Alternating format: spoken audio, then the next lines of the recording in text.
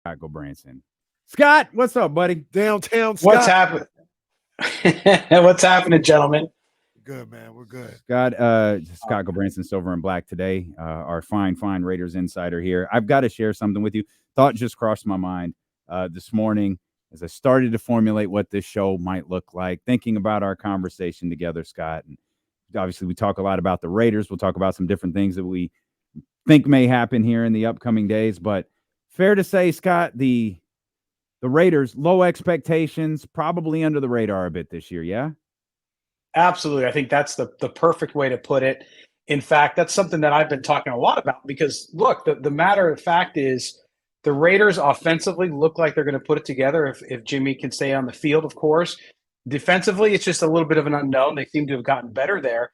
But, yeah, last year I think people were high on the Raiders. They got disappointed. And I'm talking about media. I'm talking about fans. I'm talking about everybody. And so this year, nobody's giving them a shot. So I wrote actually a piece about this up on sportsnot.com about how I think it's their strategic advantage this year because nobody's expecting anything. So if they can put it together, do the work in the building, do it quietly, just go about your business, maybe they can turn some heads. Maybe they can end up doing a little better than everybody's expecting them to do. And so what Scott just did right there is that big thought I was setting up. He was telling you is not original. He's saying, yes, D'Lo, you stupid idiot. It is in the Raiders' best interest to fly under the radar. Because I was thinking, and Kenny and I talk about this a lot. I think we talked about this with you last week. I understand why people are frustrated with him. I understand why people are down on him, especially that year, especially the way I feel about Josh McDaniels. But I keep looking at them like I think a little bit higher of Jimmy Garoppolo than a lot of other people do. Not quite as high as my partner does, but I think higher than most people do. I love Josh Jacobs. There's still some pieces there I like. I have questions about the coach, but I like some of the things I saw in this preseason. Like, man, they might just win enough games where people aren't paying attention that they can make mistakes, make corrections. They can function on a week-to-week basis without being this like massive disappointment. There's no Derek Carr watch anymore. Like, I think it works in their benefit to be as under the radar as they are, as you beautifully laid out in your column. No, see, we great minds think alike. So we're just on the same wavelength, man. It's all good. But yeah, I think so too. I mean, look, the first part of the season's brutal from a schedule standpoint. If they get through that pretty well and are playing pretty good football, then I think you'll start to feel some excitement around that. You might just see people change their minds about that. But they got Josh Jacobs back in the building. I told you guys that would happen. I was a week late. I thought he'd be there by the first week. He's there by the 2 weeks out. So I think they got offense done. Now it's just going to be, can those young players on defense do it? They really like what they have. They made a trade today. They traded Neil Farrell Jr. to the Chiefs in the division. That never happens. That's because they feel good about their rookies up front. And so we'll see how that defense can hold together. If it plays middle of the pack at best and they can get a top 10 offense, guys, then this team might be able to cook. You mentioned the schedule, and you talk about how it starts off difficult. This is all right now on August 29th. Like, we don't know how it could be completely easy where all these teams are destroyed by. We don't know, but just looking at what we look right now, I'd say the whole schedule is tough. I'm looking at it right now, and outside of August 22nd at the Bears, maybe, and December 31st at Indianapolis, I see all playoff teams. These are all teams that I would bet to make the playoffs. Now, you can do whatever you want with the Chargers and the Broncos. Maybe one doesn't get in, the other does, or whatever the case may be. But, man, I don't see any soft touches on the schedule. And I think we're all in agreement as to this team can be better than what people give them credit for. But I think when you talk about actually talking about a win total and predicting a win total, that's when that schedule looks you in the face and be like, man, how can I predict more than 6 wins for this team? Yeah, I had them at 7, but I think that's realistic if you look at what they've been able to do in the division. I'm one of the only people I think left in America who thinks the Broncos will be overrated. But when you look inside the division, still a tough division. Doesn't matter if they are or not. Although the Raiders have had the upper hand, over the Broncos, and they opened the season there. But you look at that first 6 games and the number of road games, and you don't even get a home game until week 4, right? So it's one of those situations where it's going to be a big test. And you're right, it's hard to see that, but like you said, you don't know what you don't know yet. Some of these teams may look like playoff teams and not be. I mean, we look at Detroit. Detroit's supposed to be a pretty good team this year. Everybody seems to love Detroit. We always get disappointed by a handful of teams, and a handful of teams always surprise us every year as well. I'll throw New England in there as those non-playoffs. I don't think they're going. Yep. And these are all assumptions, projections, predictions. That's all they are. Except for when it comes to me, it's a spoiler. Just saying, it is what it is. We can run the tape back from the 4 in, 4 out last year. I was on it. Okay. There you go. You remember your 4 in, 4 out last year? No, I know. Okay. I know. Right. I know. I had the Raiders out though. You did have the Raiders out. I do remember that vividly. You had the Raiders out, and I think I had the Steelers in. But that was a smart move. Yeah. Okay. This little Kenny Caraway love fest can stop. Right. No, that's fine.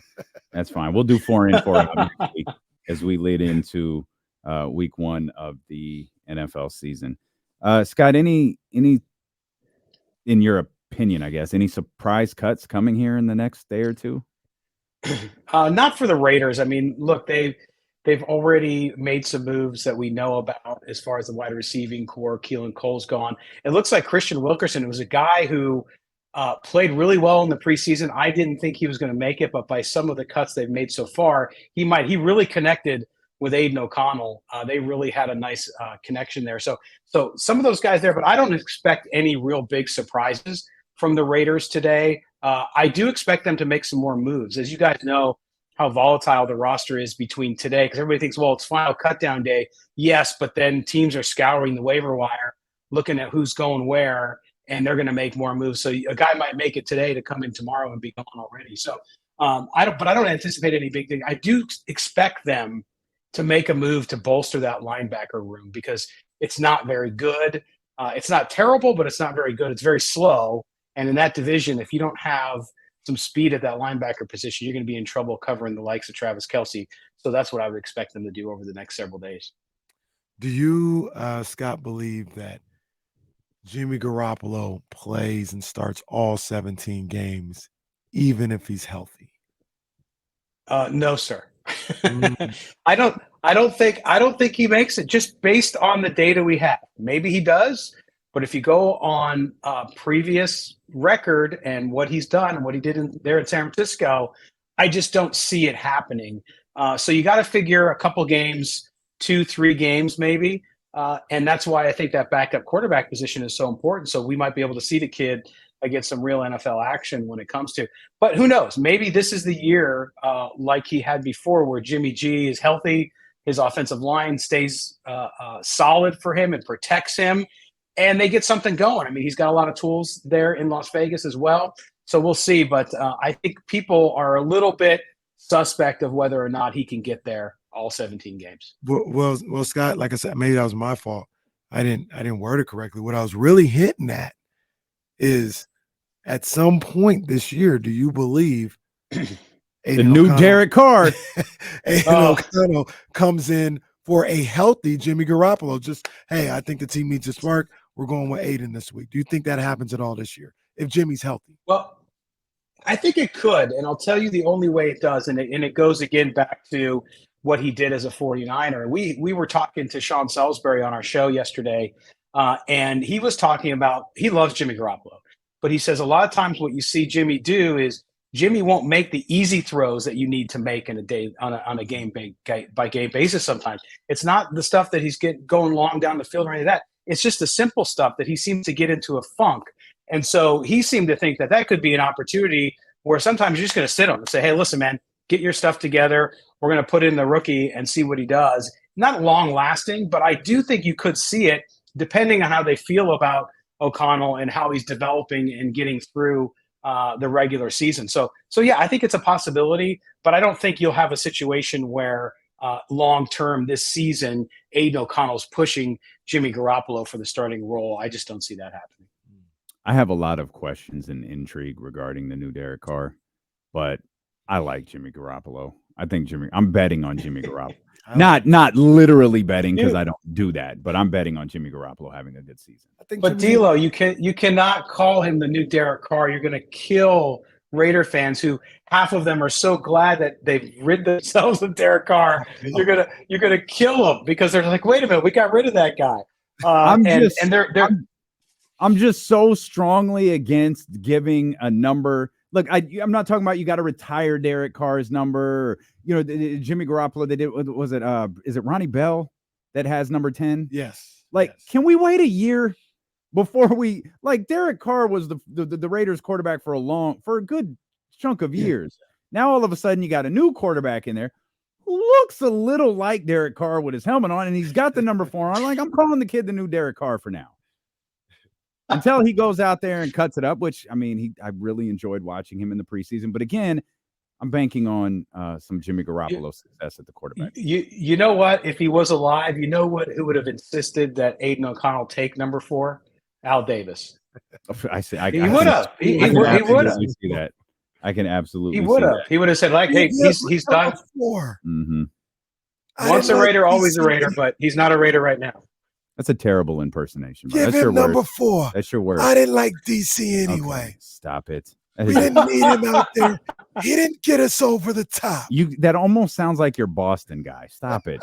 I was from New York. Well, Boston and New York aren't the same place. They're not. Boston's way worse. You're listening to D'Lo and KC on KIFM West Sacramento, 98.5 FM, KRX QHD2 Sacramento, ESPN 1320, always live on the free Odyssey app. I was just going to say, who's this guy, Scott? Thank you. I like him.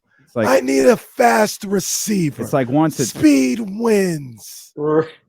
It's like that scene in National Lampoon's Vacation. Sometimes you just got to let him finish. You just got to let him go, yeah. He's on a roll. Surprised at all that Damien Williams got cut?